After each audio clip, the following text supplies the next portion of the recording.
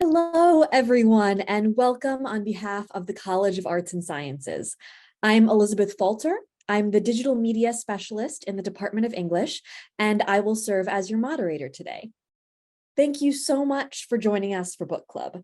Today, we will discuss The Fire Next Time by James Baldwin, selected by Department of English leaders and faculty.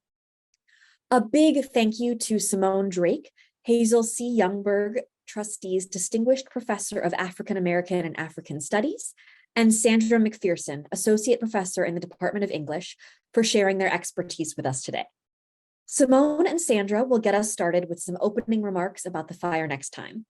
We will then open up the conversation to your questions and comments. Simone, take it away.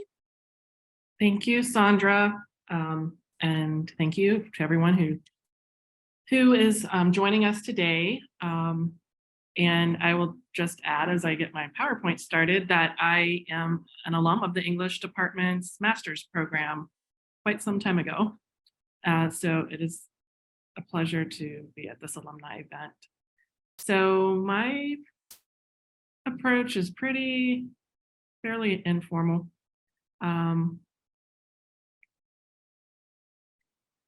Okay, so I'm going to start by I like historical context. I like to kind of situate things. And one thing that's always kind of struck me about The Fire Next Time is the way in which it can be considered kind of prophetic in the same way that people have thought about Du Bois's Souls of Black Folk, and particularly the pretty popular line of the problem of the 20th century is the problem of the color line. And I see that having so hold on, I can't see the screen. Okay, a resonance with Baldwin at the end of the letter to his nephew, that the country is celebrating 100 years of freedom, 100 years too soon. We cannot be free until they are free. And so most of what I'm going to go through are just some quotes that have stood out to me and that perhaps maybe we'll pick up in the discussion. The part of this book that I like teaching the most is the letter to his nephew, My Dungeon Shook. I do work on Black masculinity studies, and so that letter has been important for some of the classes that I've taught. And I will read them, just not knowing what kind of devices everyone is on. You were born where you were born and faced the future that you faced because you were Black and for no other reason. And then the second quote from that section is, the details and symbols of your life have been deliberately constructed to make you believe what white people say about you. Please try to remember that what they believe, as well as what they do and cause you to endure, does not testify to your inferiority, but to their inhumanity and fear. And I think of these quotes as being part of a much longer kind of sermonic tradition that Baldwin participated in. And so one of the people that I think of most, I like thinking about like African American literary studies as definitely as a genealogy in which people are in conversation over time with one another. And so that part of My Dungeon Shook makes me think of Henry Highland Garnet, who was an orator, a minister in the 19th century. And this particular passage, I think, kind of speaks, he was a little on the radical side for that time period too, but this is a little more toned down, this passage. In every man's mind, the good seeds of liberty are planted, and he who brings his fellow down so low as to make him contented with the condition of slavery commits the highest crime against God and man. Brethren, your oppressors aim to do this. They endeavor to make you as much like brutes as possible. When they have blinded the eyes of your mind, when they have embittered the sweet waters of life, then and not till then has American slavery done its perfect work. And I think Baldwin kind of returns to those kinds of antebellum kind of tradition of the sermon and the ways in which slavery is not just something that's brutal for the enslaved, it's also brutal for the people who are doing that evil.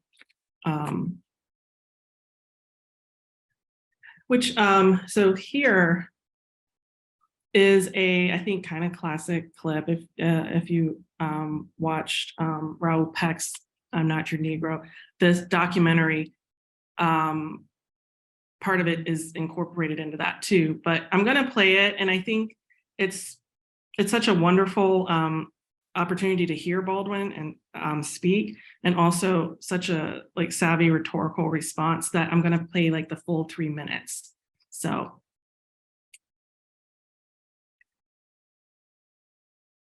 I would like to add someone to our group here. Professor Paul Weiss, a Sterling professor of philosophy.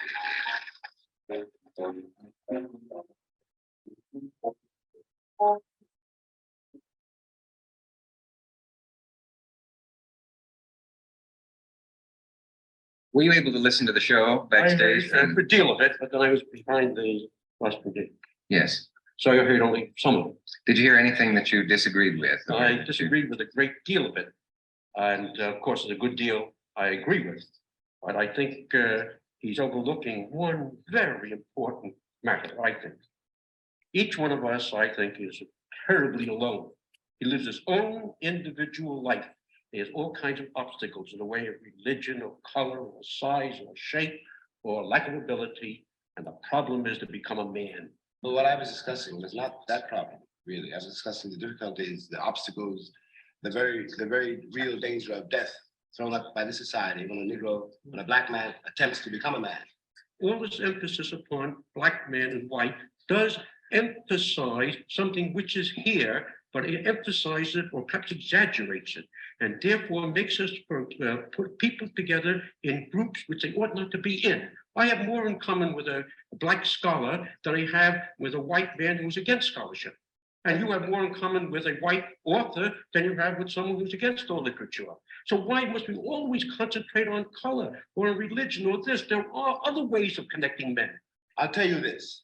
When I left this country in 1948, I left this country for one reason only, one reason. I didn't care where I went. I might have gone to Hong Kong, I might have gone to Timbuktu. I ended up in Paris, on the streets of Paris, with $40 in my pocket on the theory that nothing worse could happen to me there than it already happened to me here. You talk about making it as a writer by yourself. You had to be able then to turn up all the antenna with which you live, because once you turn your back on this society, you may die. You may die. And it's very hard to sit at a typewriter and concentrate on that if you're afraid of the world around you. The years I lived in Paris did one thing for me. They released me from that particular social terror, which was not the paranoia of my own mind, but a real social danger visible in the face of every cop, every boss, everybody. I don't know what most white people in this country feel, but I can only include what they feel from the state of their institutions. I don't know if white Christians hate Negroes or not, but I know that we have a Christian church which is white and a Christian church which is black. I know, as Malcolm X once put it, it's the most segregated hour in American life is high noon on Sunday. That's a great deal for me about a Christian nation. It means that I can't afford to trust most white Christians, and certainly cannot trust the Christian church. I don't know whether the labor unions and their bosses really hate me. That doesn't matter, but I know I'm not in their unions. I don't know if the real estate lobby is anything against black people, but I know the real estate lobbies keep me in the ghetto. I don't know if the Board of Education hates black people, but I know the textbooks I give my children to read and the schools that we have to go to. Now, this is the evidence. You want me to make an act of faith, risking myself, my wife, my woman, my sister, my children, on some idealism which you assure me exists in America, which I have never seen.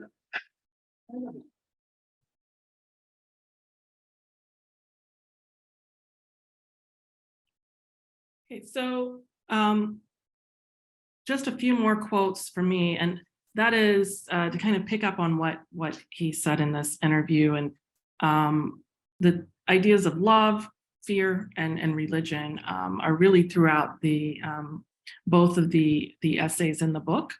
And so this one on love: white people in this country will have quite enough to do in learning how to accept and love themselves and each other, And when they have achieved this, which will not be tomorrow and may very well never be never, the Negro problem will no longer exist, for it will no longer be needed. And then 2 on fear.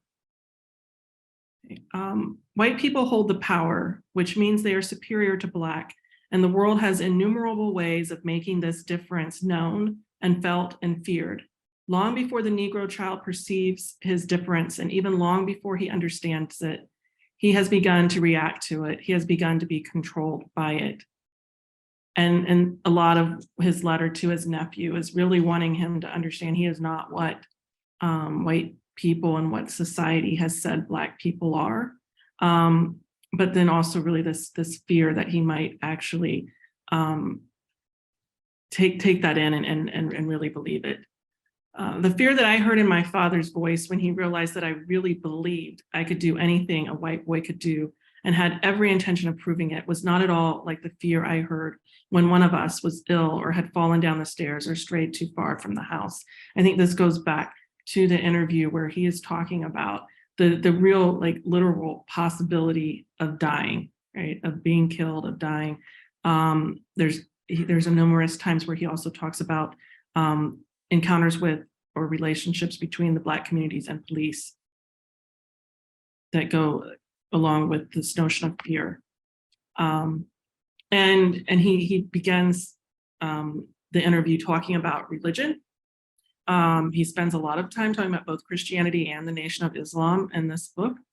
If the concept of God has any validity or any use, it can only be to make us larger, freer, and more loving. If God cannot do this, then it is time we got rid of him. And the Christian world has revealed itself as morally bankrupt and politically unstable. And again, to go back to Garnett, I mean, this was also 19th century kind of abolitionist rhetoric too about the hypocrisy of Christianity in the context of the slave system. And then just to leave you with, this is an untitled painting by Buford Delaney, who was, I'm missing an E from his name, but his last name. He was a mentor and a dear friend of James Baldwin, and James Baldwin in The Price of the Ticket has written about the interior of Delaney's apartment in Harlem, and that's what this is a painting of. And I like to think about it as a safe space. That's how he writes about it. It's private, it's interior, but it also makes me think of his comment when he's quoting Malcolm X in that interview about high noon on Sunday, right, as being one of the most segregated times of the week in the United States. And, thinking about how true that might still be. And so I will turn it over to Sandra from here. Hi, thank you so much for all of those comments, Simone, and I can't wait to talk to you about masculinity in this text. All right. So I'm coming at the Fire Next Time as as a non-expert. My area of specialization is 18th century British literature, but I was teaching this text, or I've taught it this semester in our Intro to the Major class, English 3398. And I taught it in a section on the essay as a form. And so that was sort of the context in which we were approaching the text. We had, some interests in formal questions, questions of genre, as well as sort of literary history and genealogy. So I chose Baldwin in this text because I adore him as a writer and a thinker, and also because for me, his voice, his style is very familiar as someone who, is steeped in 18th century satire in particular, and 18th century invective and rhetoric. And his rhetoric, many people have traced his rhetoric to biblical rhetoric, his use of parallelism, for example. And of course, the fire next time, the entire text is in the Jeremiad tradition, sort of a religious invective that, one critic, Lucy Ortilla Scott, describes the text as a post-Christian Old Testament Jeremiad. But for me, what I hear in his syntax and his rhythm and his rhetoric is the sort of familiar periodic sentences, parallelism, use of repetition, anaphora, all of these stylistic devices that people like Samuel Johnson and the great political orator Edmund Burke sort of specialize in. And I've been trying to find out if Baldwin read Burke or Johnson. He said that he read everything in the public library in Harlem. So it's possible that he read them, but so far I have found no evidence. And if anyone out there knows the answer to this, I'd be really grateful to hear it. A couple of things that interest me about the text. I'm just going to put on my reading glasses here. The first thing I just wanted to mention was that, of course, the text that comes to us as The Fire Next Time it is a compilation, or combines two essays. And the second essay was published first, and it was published in the New Yorker magazine in November 17th of 1962. And it was the first personal essay ever published in the New Yorker. So it was a, sort of unique or unprecedented generic experiment in the New Yorker. And it was also unprecedented in the fact of its length. It took up almost the entirety of that issue. And in fact, readers would have reached page 59 of the text, or rather, no, I guess it started on page 59, and they would have reached 85 more pages would have passed until the author's name, James Baldwin, was revealed at the end. And so it was this incredible shot across the bow aimed at this, mostly white, upper middle class, professional readership who had never read anything like this. And in fact, it sold out the issue's run within weeks. And I think Baldwin himself tried to get a copy of the issue, and it was sort of sold out, and you can't even find it in the New Yorker archives. I think I read that they have like one copy of it remaining. So it was a massive, massive public event in the history of literary culture in this country. And what I wanted to say about that, or just note about that, is that as one critic I read points out, the white reception of the letter from a region in my mind was already present in its editing, because William Shawn, who's the editor of the New Yorker, actually gave the essay that title. It was called Down at the Cross. And you can see in the New Yorker archives the fact that he scribbled over, he's the editorial mark, he scribbled out, X'd out Down at the Cross, and wrote in letter from a region of my mind.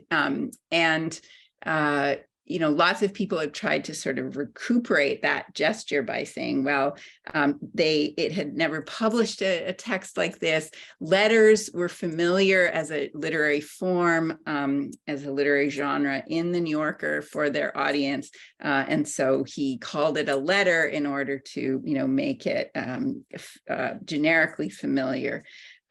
So I've sort of taken to calling it Down at the Cross because that was Baldwin's initial title. But I do think that it's interesting that a lot of ink has been spilled on its status as a letter, and especially that phrase, from a region in my mind. And that was something that, that was not in Baldwin's initial conception. Another thing that I think is interesting about its reception in the New Yorker was so it was incredibly popular among New Yorker readers and a sort of, white book of the month club type readership in 1962 and 1963 when it was reprinted as The Fire Next Time. But it received a lot of criticism from Black intellectuals in the moment. So, for example, perhaps most famously, Eldridge Cleaver's attack on Baldwin in Soul on Ice in 1968 calls this text and calls Baldwin a Martin Luther King type or says that The Fire Next Time, especially down at the cross, espouses a Martin Luther King type self-effacing love for his oppressors, one that amounts to a racial death wish. And declares that Bigger Thomas would have been completely baffled, as most Negroes are today, at Baldwin's advice to his nephew. Later, in later decades, Ishmael Reed has said that Baldwin was considered a sellout to partly for permitting The Fire Next Time to be published in the New Yorker. And then Hannah Arendt reached out to Baldwin by a letter that she wrote to him. And she was, of course, in early 60s herself a very, infamous writer for the New Yorker. Her Eichmann in Jerusalem was also published in the New Yorker. And she was, of course, also a political philosopher, political theorist. And she wrote to him saying, what frightened me in your essay was the gospel of love, which you began to preach at the end. For in politics, she says, love is a stranger. So I hope that Simone and I and you all can talk about what Baldwin might mean by love in the text. Another thing that interests me about Baldwin and the status of Baldwin in the present moment is he's incredibly popular on Twitter. And there's actually a digital project called Tweets of a Native Son that traces Baldwin's centrality to the hashtag Black Lives Matter on Twitter. And Melanie Walsh is this critic who has written about this in the American Quarterly.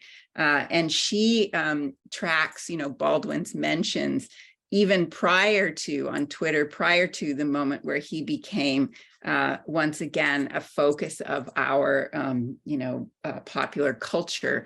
Some critics have said that he fell into a kind of abeyance in the 80s after his death, and that it was, the publication of Ta-Nehisi Coates's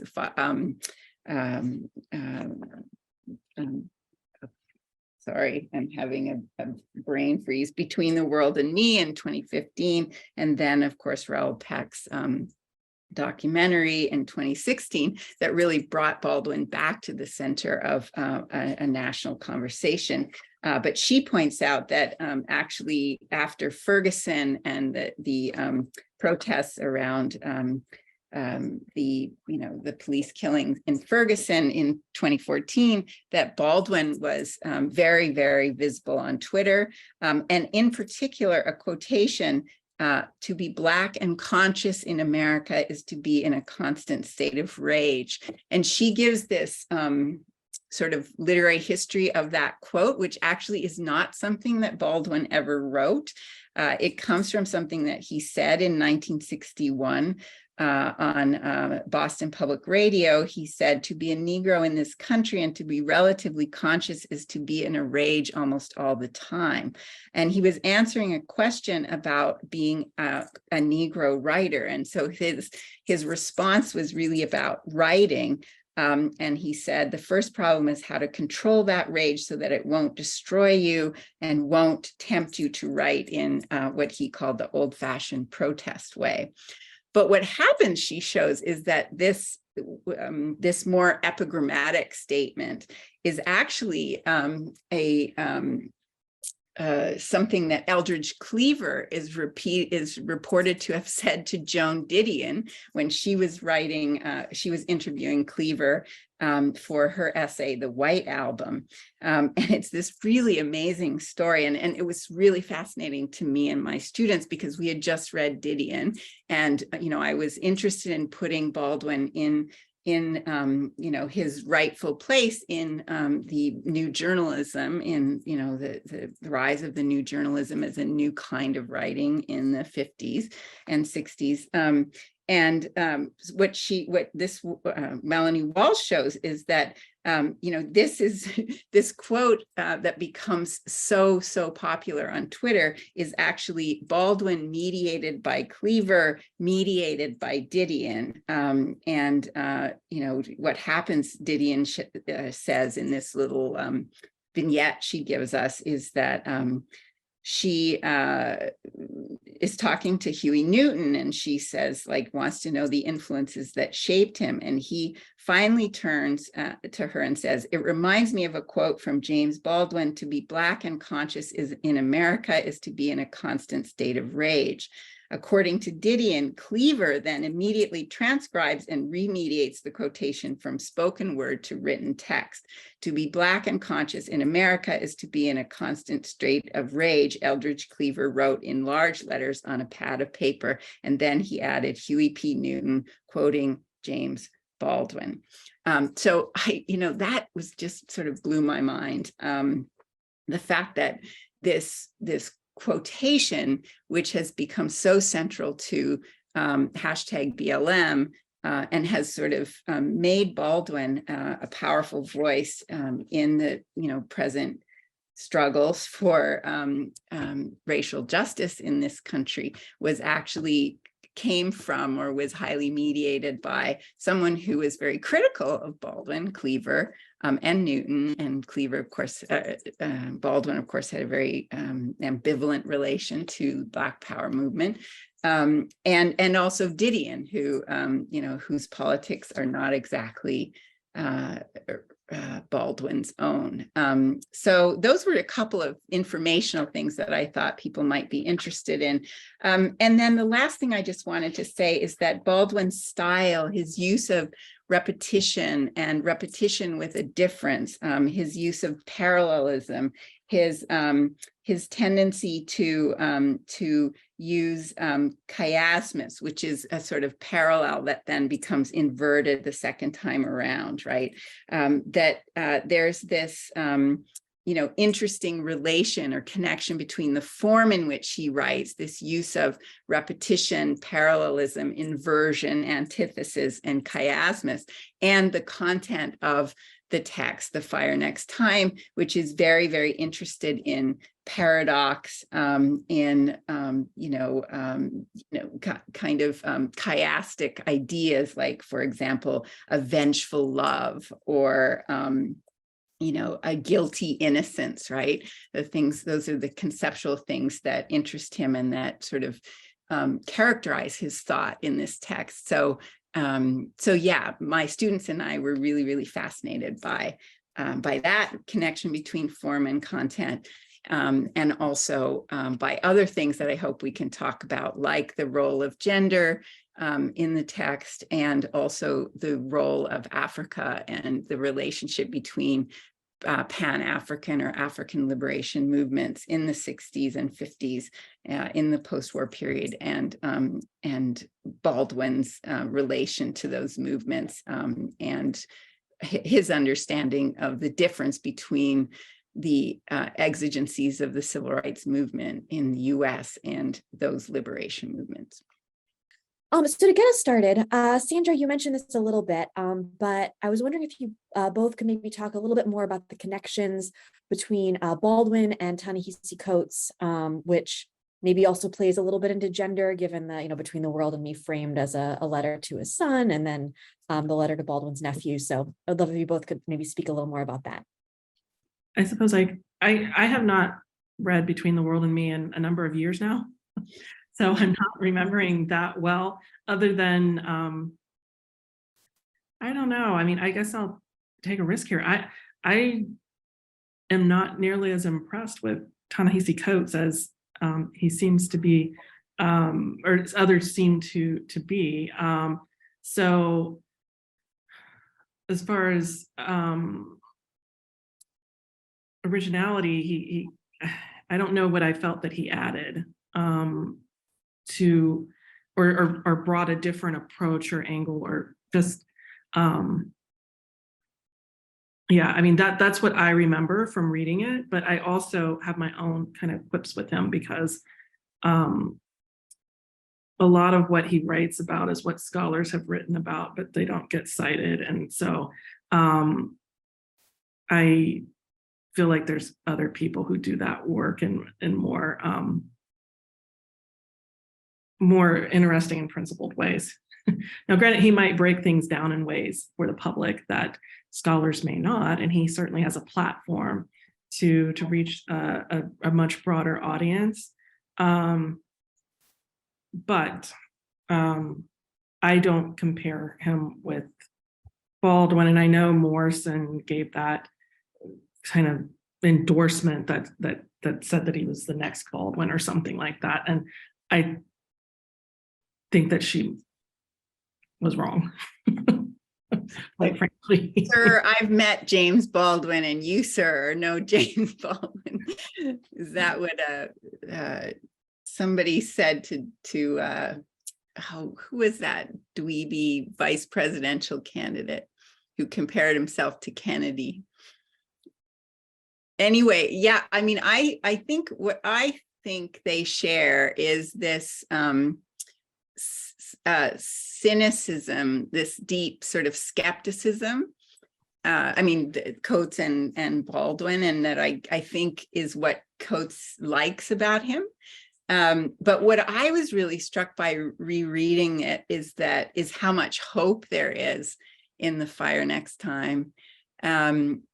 It kind of broke my heart a little bit, you know, just to see that some of the things that he's talking about, you know, that there's that amazing passage where he talks about in the letter to his nephew, where he talks about, like, just imagine, you know, how uncomfortable white Americans must be to see, you know, their power being lost, right? And I mean, it's just this amazing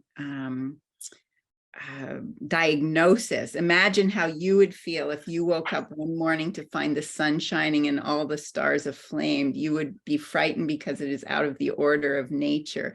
Any upheaval in the universe is terrifying, because, you know, so this idea that imagine how much of an upheaval the civil rights movement is to white America. And, you know, it's like, it made me think about just how many white Americans lost their absolute shit when Obama was elected, you know, and just encountering that diagnosis, that like clear-eyed sense of wounded white you know, supremacy was, you know, amazing and brilliant, and also depressing to see that the innocents still want to think of themselves as innocent, you know. So I think I guess I see Coates as kind of not as interested in hope as Baldwin is in this text. That he really hones in on Baldwin's cynicism and skepticism, and, you know, his critique of ameliorationism. Baldwin's, I mean, but, you know, there is still some, as you know, some of these critics of Baldwin have said, a kind of naivete or apparent naivete that remains in his, you know, in what he calls love. But of course, what he means by love is very complicated, and it's not incompatible with hatred and resentment.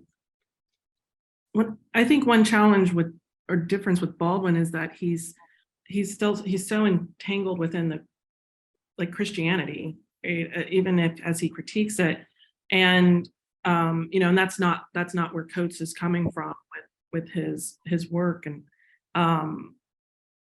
And Baldwin is just, I think, really in a state of conflict between, no matter how much he sort of disavows Christianity, that there's still very clear kind of tenets of it that frame his philosophy on race and on citizenship and nation, that he can't seem to disentangle himself from. And that's not where Coates is coming from. I think part of it's generational, but maybe part of it is also simply ideological.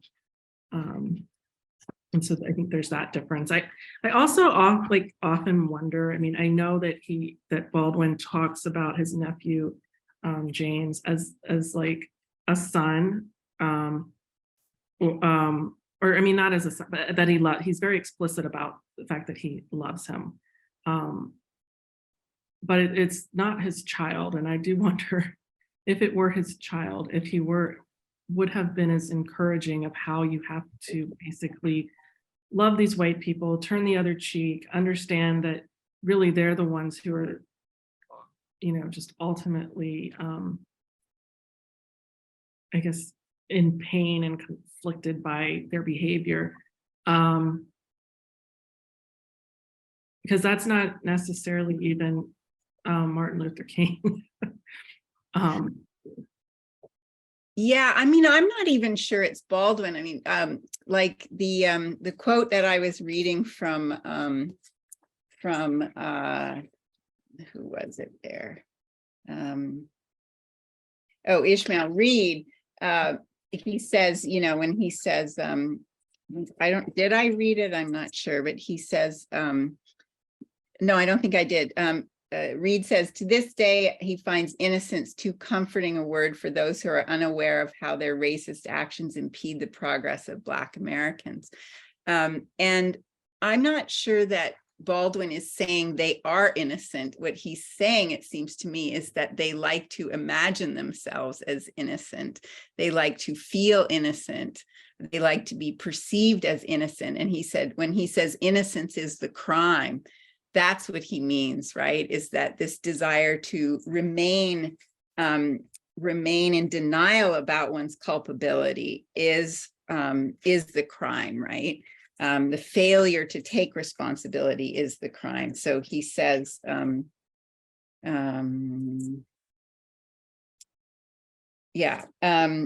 bottom of page 5, it is not permissible that the authors of devastation should also be innocent. It is the innocence which constitutes the crime. So he's not, in fact, saying that they are innocent, but that it is, in fact, he's saying it is not acceptable that they continue to believe themselves innocent of the devastation, right? And, piling it all onto the backs of Black Americans themselves, right? It's the disavowal of responsibility that's the crime. Not that they are innocent, but that they play innocent and need for psychological as well as political reasons to imagine themselves to be innocent. Does that sort of square with your sense of that, Simone? I wasn't really thinking so much about the innocence, more about how he says that you must accept them and accept them with love. I mean, he does go on to say that these innocent people have no other hope, but it was more the rhetoric, I think, of love. That I guess this is 1962, so we're not, we're not into the Black Power movement yet. And I suppose it does resonate with the more sort of passive resistance and kind of coalition building of King, but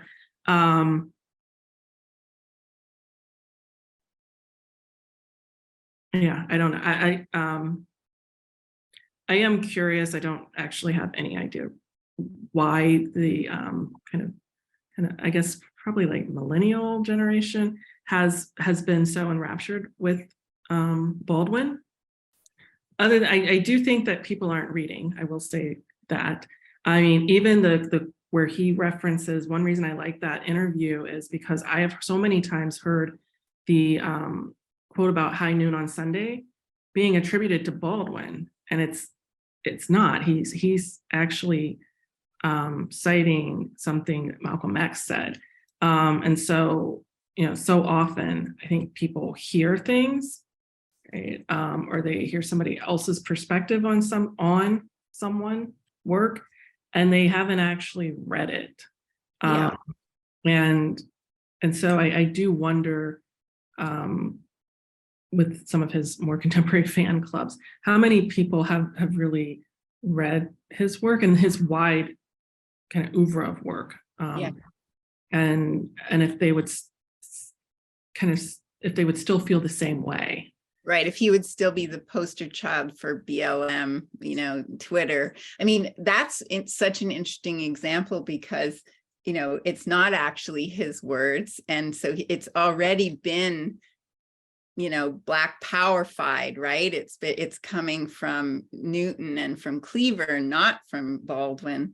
And so, it's that's a perfect example of, so she shows that by the statistical analysis she does, that Baldwin is the most invoked on Twitter after Martin Luther King, Malcolm X, and Obama.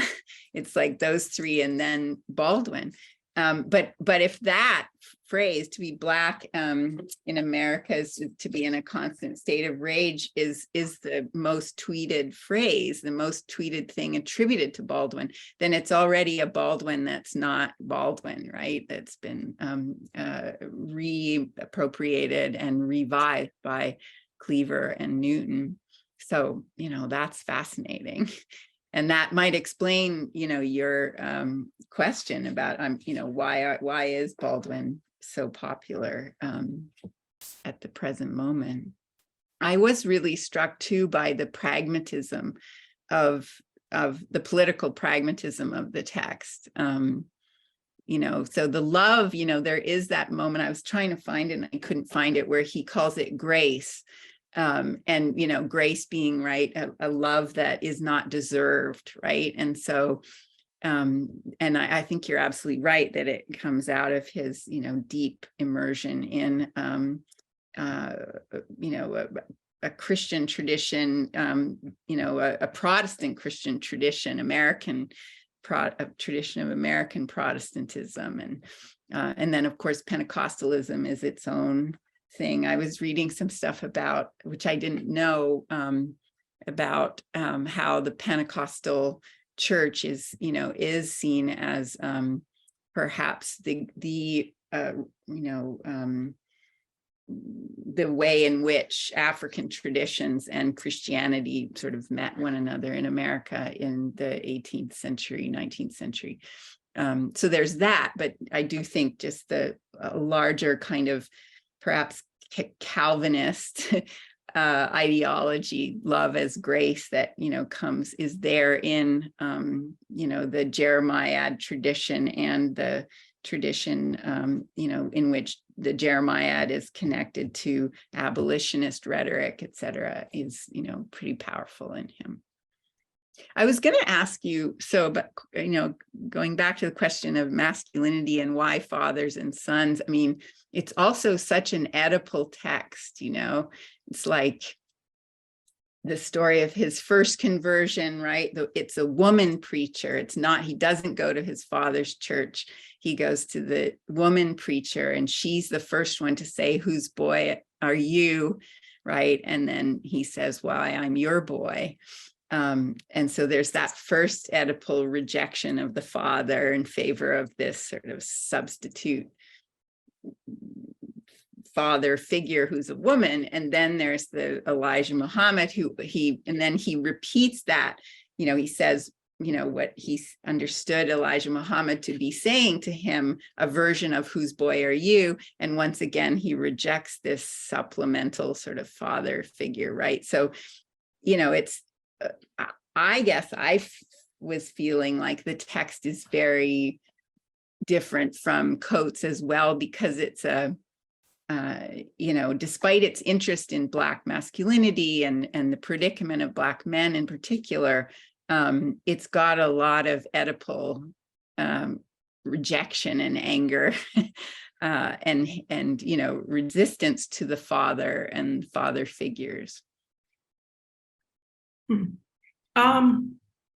Well, I guess even though I was a classics major, I did not necessarily connect it to Oedipus, but I did connect it to Go Tell It on the Mountain, where he clearly had a very bad relationship with his father.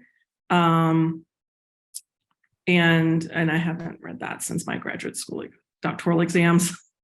So I'm like, I am not a Baldwin scholar at all, but I always connected it to that, and also the way in which his relationship with the church was very much through this relationship with his father, and so one that he like simultaneously wanted to embrace, but also did not want to embrace. And yeah, I mean, he talks about the church with the woman pastor, but he spends a long time on the Nation of Islam. And I mean, I don't know what I would want to necessarily say about that, but I think that organization remains kind of on the fringes, and is one that generally people are not in mainstream society that comfortable with talking about, engaging with. They certainly aren't as prominent and active as they were at one point, but they're still there, and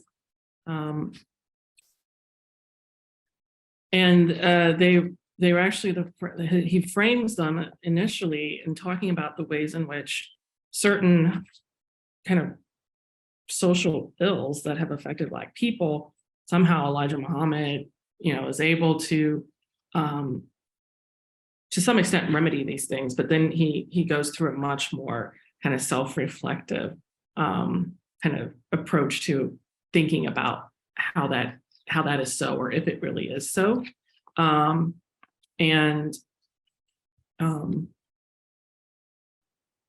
So I don't. Yeah, I was more thinking about like Oedipal in the psychoanalytic sense, right? Where there's this desire to supersede, to kill off and replace the father. He does that, or he does that over and over again, or he at least does it twice, or he stages these possible substitutions, right? But then he decides not to substitute, right? And just to say, when Elijah Muhammad says, what are you? His answer is, I'm a writer. And it's that answer, I'm a writer, that allows him, not to be someone else's boy, right? Someone else's little boy. It's sort of like this, this category of independence, it seems for him at that moment, that, is the final substitution. Like, I'm not, I tried to be her little boy. I understand at this moment I'm being asked to be your little boy, Elijah Muhammad, but no, I'm a writer, and a writer means, Well, and little boy, I mean, he makes a connection between the pastor and pimps. Right? Yeah. Oh, yeah. I know. Yeah. It's the same language that's used. So, like, I don't think it so it was a different kind of boy that he was going to be in those relationships, and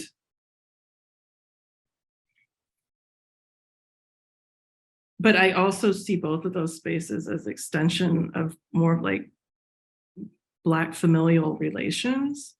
I mean, that's certainly like the space that the Black church has functioned as. And I suppose the Nation of Islam to in a different way, but but just as the expansion of the Black family, and that's, I guess, kind of probably more the way that I think about Baldwin's relationship with the church. But like his actual literal family, like biological family, he always could not get around the conflicts with both doctrine sometimes, but also sexuality. And so it's a kind of rift in family, both his biological and his kind of church family. I'm gonna jump in. We have a question from Anne, who asks, I wonder if you both could comment on this quote from the text. Color is not a human or a personal reality. It is a political reality. Is there a page I would like to see the larger context in which he's writing that. I don't know. And if you remember approximately where it is in the text, if you could put that in the Q&A. There's not a page number in here. But if you want to put up, if you remember about where it is. I'm also just going to read a comment from Josh, who says, the song that Baldwin discusses, I Feel So Good by Big Bill Brunzi, is available on Spotify and probably other streaming services. It was interesting to listen to after reading that passage in the book. Is that the passage in around page 42 where he's talking about the blues? 42. Yeah, page 42. And he says, he describes the blues as coming out of an ironic tenacity. And yeah, I really love that moment. This idea of the blues as, a expression of ironic tenacity. Because again, like there's that, that sort of combination of terms that don't quite fit or that are in interesting, relation to one another. And that style of ironic tenacity is Baldwin's own.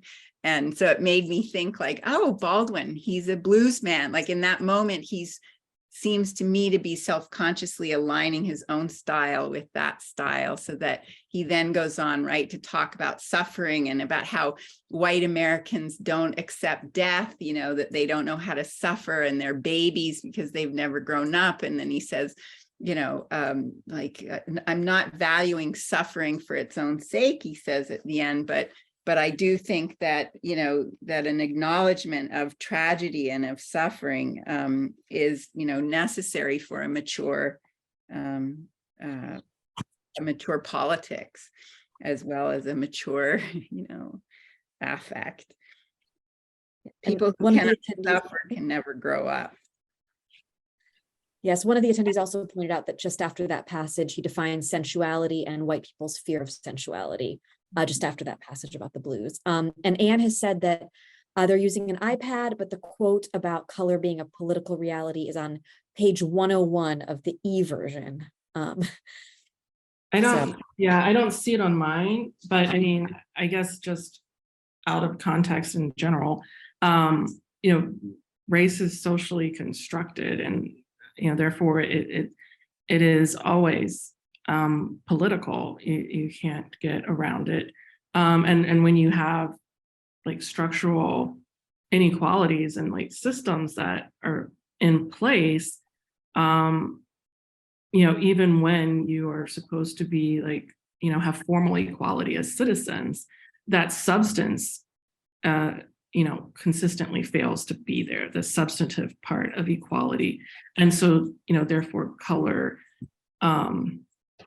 you can see color. Anybody who says that they don't is telling a lie. Of course you can see it, but we politicize what it means, right, and give meaning to that. And that would, I can't find it in the text, but that would be what I would would say for that passage.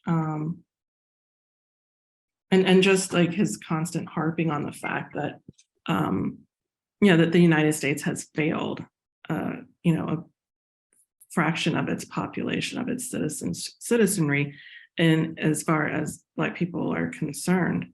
And I think he writes interesting things when he's in Paris too about that, about the relationship between race, nation, citizenship, and the kind of hypocrisy of it. Yeah, I think, in that clip from the Dick Cavett show, it's pretty clear that, he's talking about race as a, material reality, right? It's like, when I'm out in the world, I live in, and the quotes about fear that you were, highlighting earlier, Simone, that, it's not entirely an abstraction, right? Or it's not entirely a sociological or political category, because it's a material, it's a material fact that has material effects, and he's interested in different ways in that. But then, yes, as you say, the sort of the way in which one moves from the fact of racial difference to the structures of inequality that make it,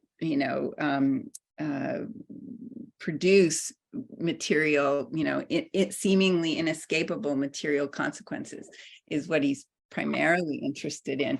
But I mean, I also think it's really interesting what he has to say about Blackness and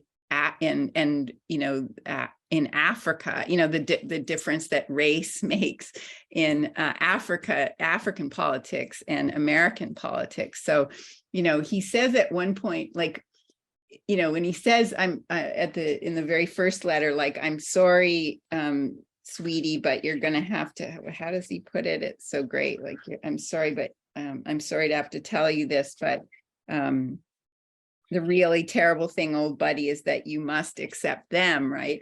At the end of the second of Down at the Cross, he's saying, we don't have the demographics.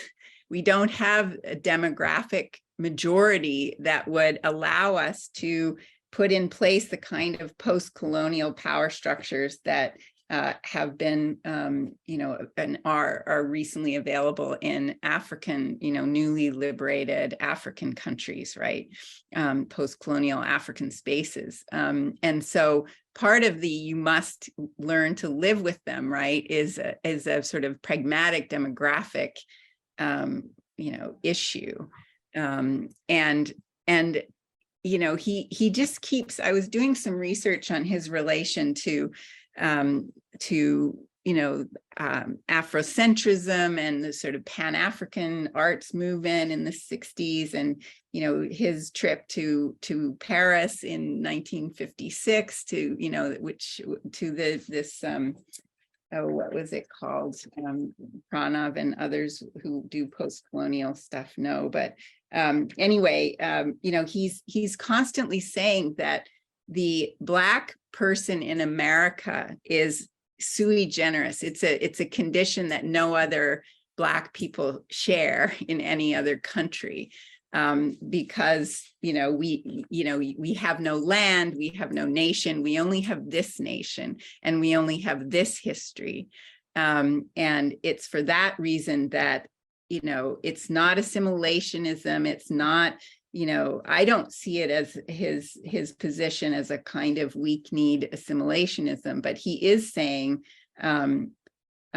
this is the only country that we have. And he says at the end that actually America is the least white country on earth because it's the most miscegenated, right? That's what he's saying. And so it's so interesting to me that he ends with this emblem of interracial marriage as the sign of what it means for civil rights to happen, right? Is this sort of ubiquity, legality, inevitability of interracial marriage. And it's so weird, given that at the beginning he starts out with that sort of slapstick scene in which he makes out with women, and and he says, like, never, it never was love making as cold.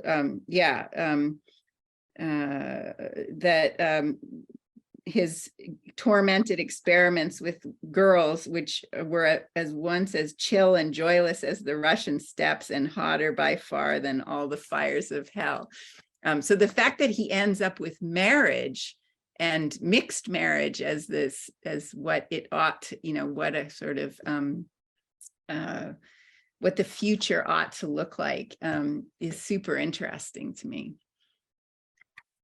And weird, like I don't quite get it. I hit that and I was like, what's going on here? Especially, Well, I think some of his other novels probably engage to some extent or make sense of why he would go there.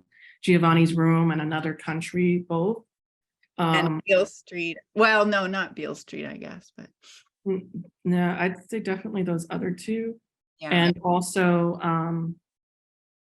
Loving was just around the corner. It was 1967, Loving v. Virginia. But I think he had his own like conflicts around interracial relationships as well. So I'll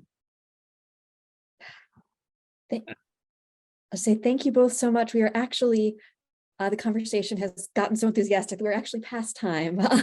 So I just want to give a big virtual round of applause to Simone and Sandra for sharing your time and expertise with us here today. And thank you so much to everyone who was able to join us this afternoon. We appreciate your time and your thoughtful questions. Thank you for being here, and we'll see you all soon. So have a good one.